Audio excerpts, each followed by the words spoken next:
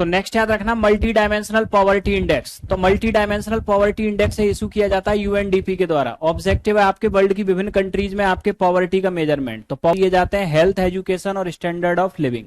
Health में ये देखा जाता है कि देश में मल न्यूट्रिशन की सिचुएशन क्या है और इन्फेंट मोर्टेलिटी रेट क्या है। अगर ये आपके ज्यादा है तो इसका मतलब हेल्थ कम है, ठीक है।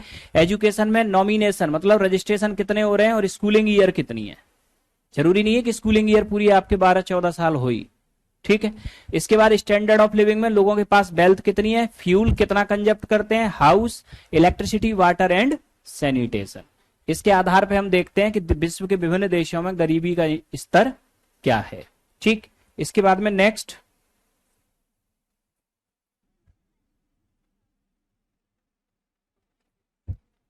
आपको तो बस याद रखना है कि कौन सी रिपोर्ट इशू कौन करता है। एग्जाम में बस यही पूछा जाता है और ज्यादा से ज्यादा जो मेजर रिपोर्ट होंगी तो उनके स्टैंडर्ड, ठीक है।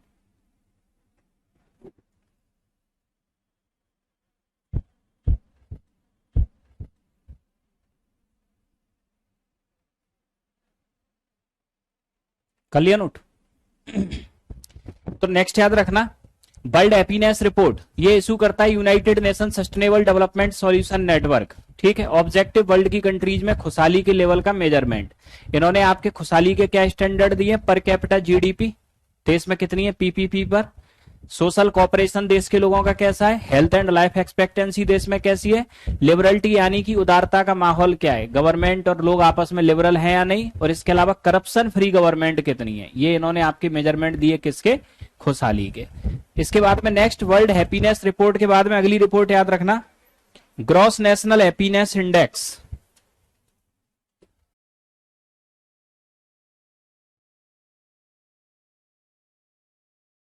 उठ। तो नेक्स्ट याद रखना ग्रॉस नेशनल हैप्पीनेस इंडेक्स। तो ये इशू आपके कौन सा देश करता है, भूटान। कब से, 1972 से, ठीक। इसका उद्देश्य क्या है, देश के लोगों में खुशहाली के लेवल का पता लगाना। इसके लिए भूटान 4 इंडेक्स या 4 स्टैंडर्ड का यूज करता है।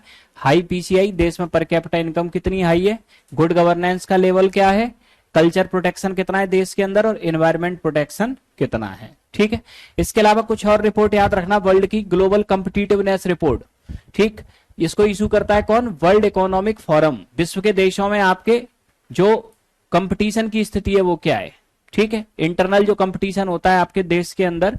इसके अलावा ग्लोबल इनोवेशन इंडेक्स, वर्ल्ड के देशों में इनोवेशन का लेवल क्या है, इसे इशू करता है World Intellectual Property organisation.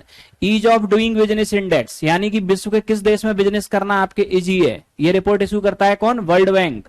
Human capital index, world में ह्यूमन रिसोर्स की स्थिति, ये रिपोर्ट इशू करता है कौन, वर्ल्ड इकोनॉमिक फोरम। तो यहां किस रिपोर्ट को इशू कौन करता है ये ध्यान रखना, क्वेश्चन हमेशा इसी से ही आएगा आपके, ठीक है। इसके अलावा आप कुछ इंडिया की रिपोर्ट याद रखना।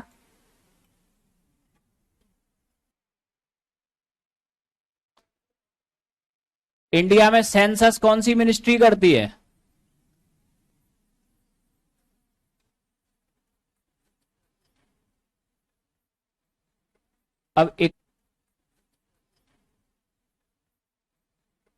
अब इकोनॉमिक सेंसस,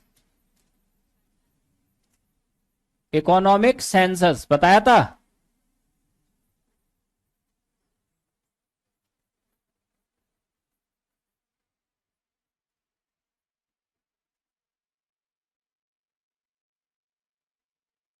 देश में आपके ये सारे डाटा सीएसओ इशू करता है।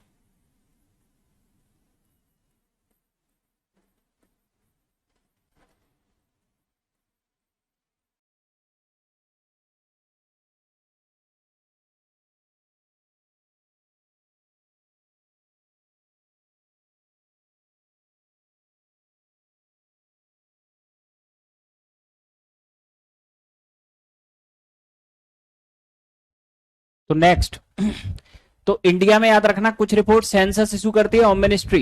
Economic census, national income, PCI, per capita income, saving, investment, ये सारे डाटा इशू करता है सीएसओ, ठीक।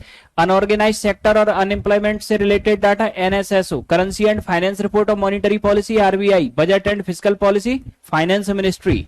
इन्फ्लेशन डब्ल्यूपीआई, इंडिया में इन्फ्लेशन जो इशू होता है डब्ल्यूपीआई के आधार पर होता है, कौन इशू करता है आपके, ministry of industries and commerce. तो ये मेजर रिपोर्ट रखना आप लोग याद।